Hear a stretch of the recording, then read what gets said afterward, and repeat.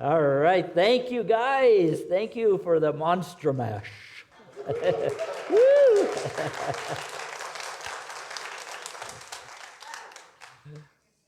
Are you having fun? Yes.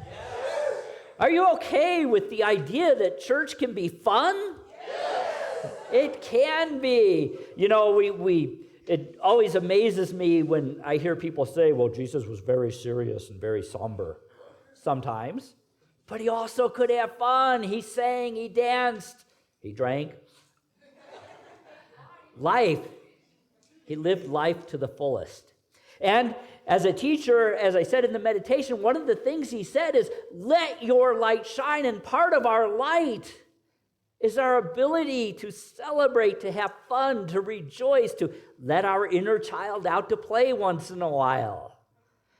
So if you are uncomfortable, be comfortable as we explore what Halloween is spiritually, what it is metaphysically. I could do days on this topic, but I'll try to limit it to about 20 minutes. I will try. So as we think about Halloween and how we celebrate it in our culture, the trick-or-treating, trunk-or-treat in some places, parties, food and games, there's going to be plenty after service. And tomorrow night, you might want to come. We're having a Dias de la Muerta, Day of the Dead party, and a Halloween celebration for kids of all ages. Bring your grandkids, bring your nieces and nephews, bring your neighbors, bring yourselves, dress up. I'm going to be dressing up. So we're going to have some fun. I know there's lots of great things planned, including some games for the kids and all of that. And then on Thursday night, we are going to have our sacred Dias de la Muerta, or remembrance service. So you got some forms at the beginning. It's when you walked in. Those are for you to write the names of loved ones who have passed that you want read out and remembered at the service. And yes, you can write four-legged loved ones. It's okay. Or winged or finned or whatever. They are part of our family too. And then give them to one of the ushers at the end of service. You can hand them to me. You can put them in the prayer boxes, and we will get them and read the names aloud on Thursday night. It'll be a candlelight service. So I invite you all to be here. It's a very sacred service. All of this is part of this experience we call Halloween. And we're going to start by looking at, where did Halloween come from? Well, there's many different theories and many different stories. And the truth is, all cultures had some sort of celebration or festival or remembrance this time of year. Largely, in many cases, to remember those who have gone before. There was also Samhain, or Samhain was another pronunciation of it. It was a Celtic harvest festival. And by the 1600s, that particular festival had changed a little bit, and it involved bonfires and mumming. How many of you know what mumming is? Some of you. If you lived east anywhere, like Pennsylvania or anywhere around there where they have the Mummers Parade every year at New Year's, you might be more familiar with it. Mumming is going around from door to door, usually dressed as somebody who has passed on, or a skeleton or something like that, knocking on the doors, and in the 1620s, asking for a drink. Now, of course, they weren't asking for water. And it could get really out of hand. So in the mid-1700s, in particularly the city of Philadelphia, they began to realize that this celebration was just uncontrollable, and so they decided to rein it in a little bit. And they reined it in by establishing a parade where people would dress up in costumes, and it still goes on to this day in Philadelphia. And there would be music and dancing. Last year's parade, I think it was, had 1,500 participants. So it's a big parade. 15,000 participants. The whole city gets involved. Well, that happened in the 1700s. And it caught on, and it caught George Washington's attention. When he was president, the first capital, of course, was Philadelphia. So he made it an official event in 1790 and moved it to New Year's Day. And so the idea of going from house to house dressed as the dead and being received kindly with food began to evolve into this thing that we do nowadays called trick-or-treating.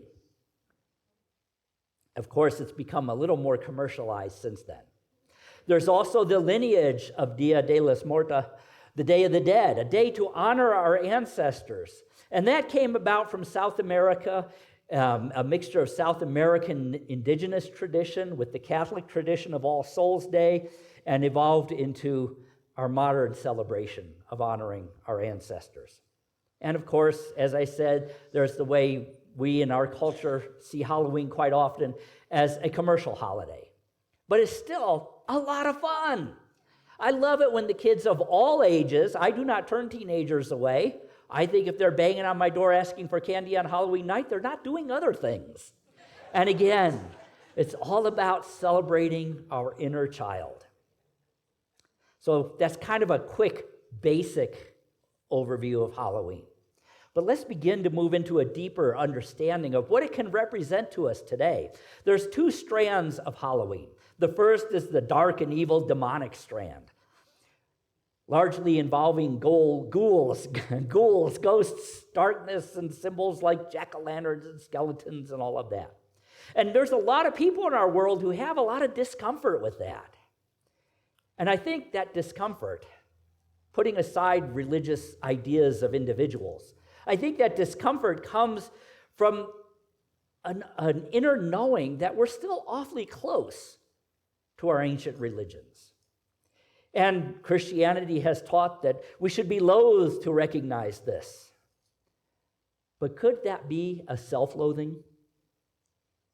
Because we know that much of what we celebrate in our traditions, Christmas, Easter, the symbology and many of the practices actually come from those ancient religions.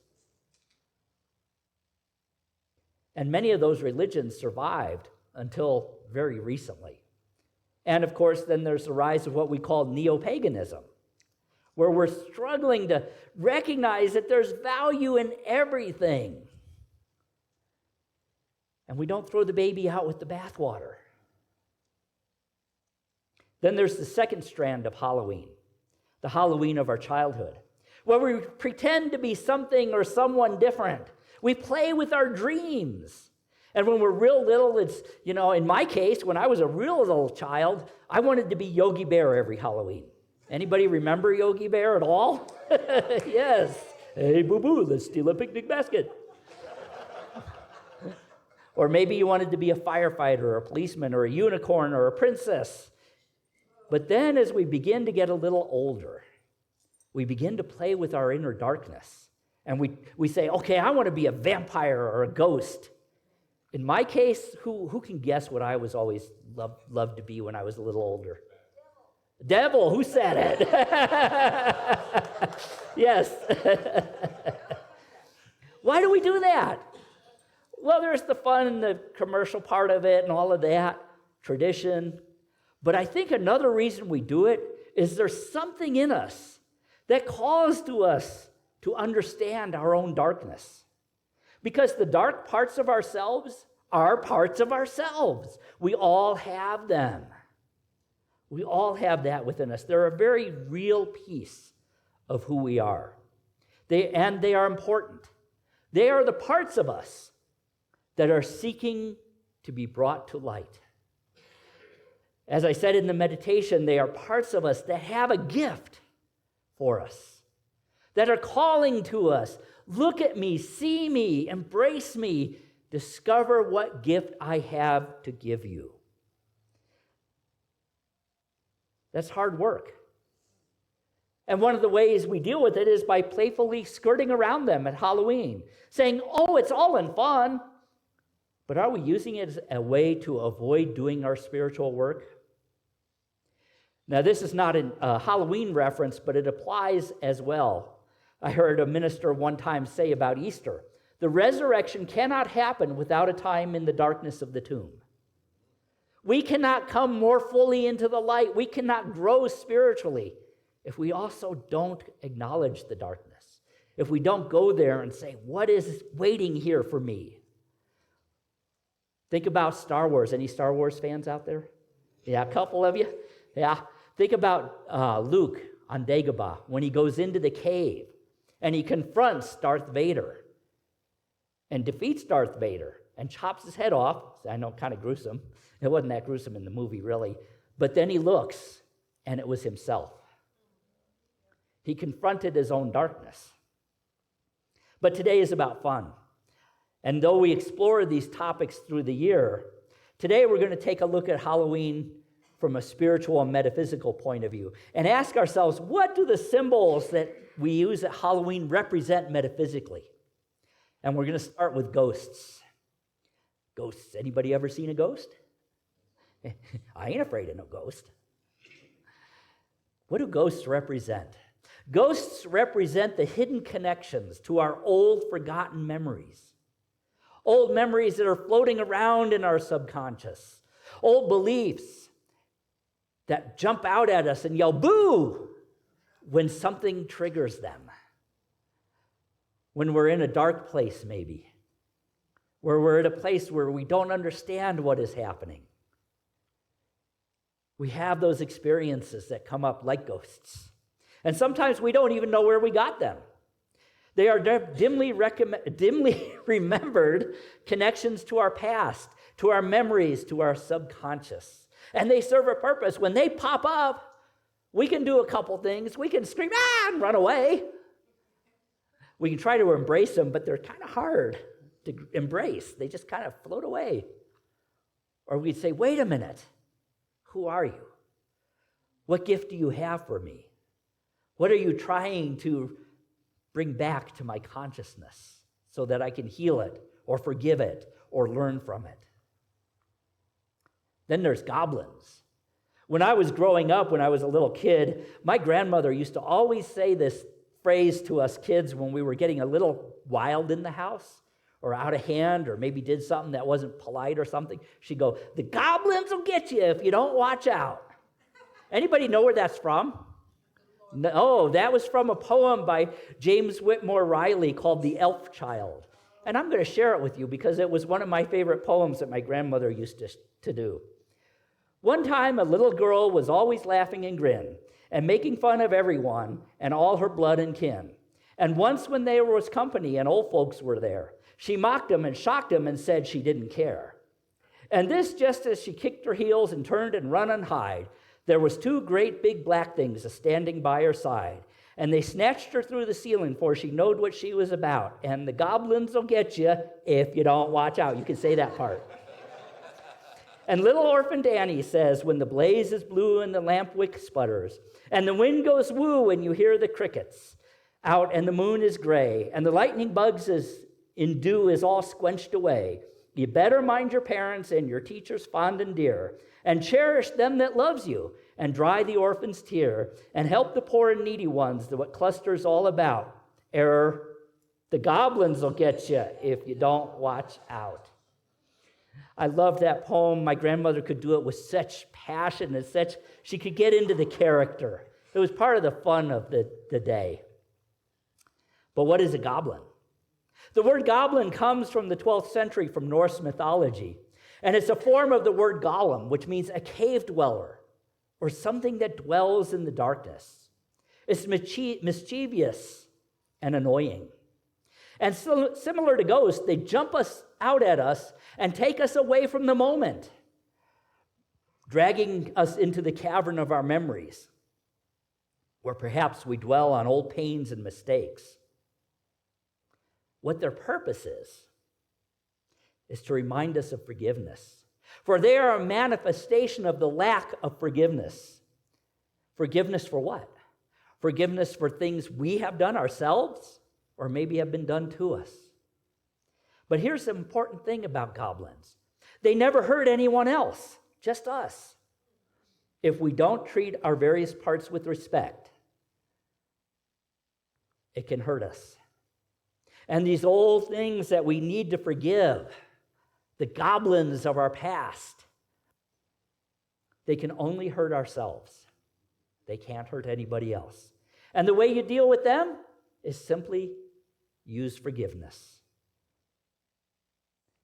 What about ghouls? Ghouls traditionally are undead monsters, and it comes to us from the Sumerian culture. They were underworld shapeshifters. Metaphysically, they are manifestations caused by contradictions of the ego when we hold to opinion in the face of life.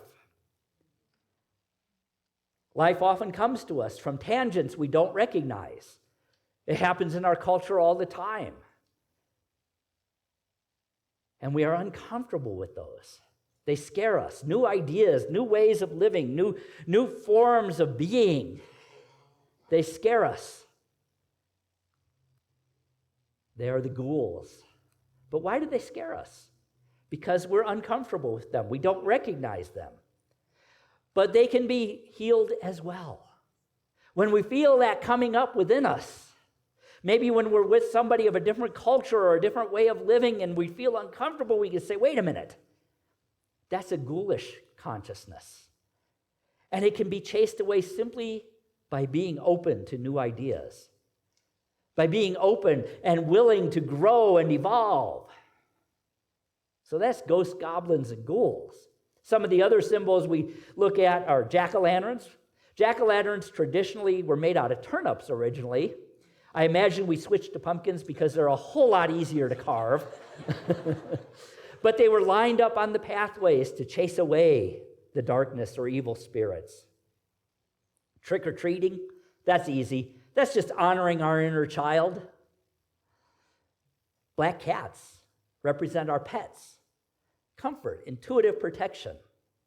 Owls represent wisdom. But what about witches? Witches. Unfortunately, witches got a bad rap through the Middle Ages. Prior to that, what we call witches, the curanderas in the Southwest, were the wise ones, the healers. The people, mostly women, because the men were always off fighting each other, who developed the knowledge of what was medicine in those days, using herbs and plants and affirmations, by the way, to heal. They were the wise ones that people went to for advice. They were the keepers of ancient wisdom, and they were greatly respected. Sadly, as early Christianity began to evolve through the Middle Ages, they realized that people were paying them for healing instead of the church. And so they demonized them and said only God can heal. Well, that is true on a deep spiritual level, but God heals through each other. God works through each one of us. God works through the creations of the world, the plants, the medicines. So while witches may seem scary to some, when we know the truth, we know that they represent that inner, intuitive, I would say divine feminine knowledge of who we are meant to be. And finally, the number 2 and 3 costumes always are zombies and vampires. Zombies are real popular right now, have been for a while now. And they represent mindless life spent immersed in commercialism, greed, and consumerism. Why do you think they always end up at the mall? If you ever watched a zombie movie, it always ends at the mall. There's a reason.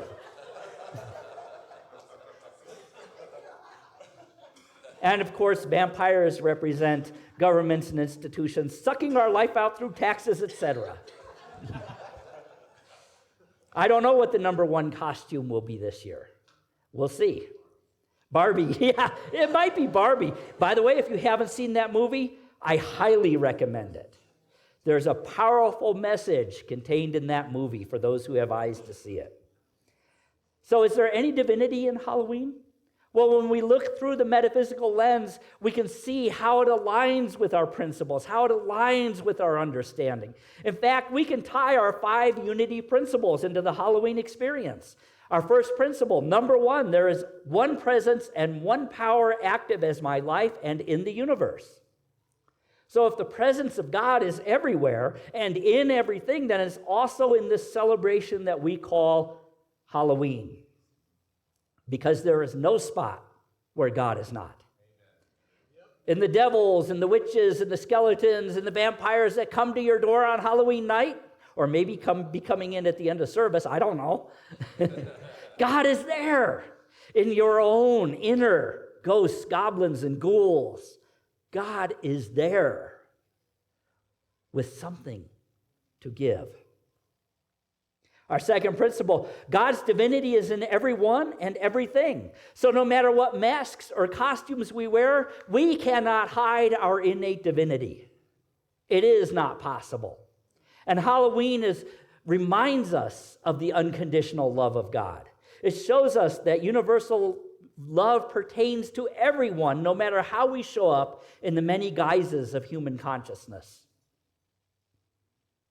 Our third principle, I create my experience by what I choose to think, what I believe, and what I feel. We have the power and the freedom to decide for ourselves whether Halloween is a spiritual experience by letting go of old beliefs, or just a fun experience, or both. We can affirm that nothing can harm us, and there is no need to fear the past or the present. Our fourth principle, through prayer and meditation, I connect with God and bring out the good in my life. Prayer is speaking our truth to ourselves. It's affirming what we know. It's affirming that no matter what mask we may be wearing, we are divine. And we wear masks every day. We are divine. And finally, by living the truth I know, I make a difference. So as we celebrate this season with gratitude, we acknowledge that only by walking our talk can we experience the abundant blessing of this experience. And that walking our talk means letting our light shine, recognizing that we can let our inner child out to play, that we can allow others to let their inner child out and play, that we can see beyond their masks to their heart, whether it be a little child dressed as a dinosaur or an adult dressed as a homeless person. We all have that inner light within us. But I think one of the most important things we can do for Halloween is make fond memories. Fond memories for our own children and grandchildren, fond memories for ourselves, but especially for our children. For as they become aware of their own darkness, we can teach them to meet it, not with fear, not with trembling, but with expectation, with a sense of fun, knowing that there is great gifts waiting therein for them. For it is in the darkness that our lights shine the brightest. Happy Halloween.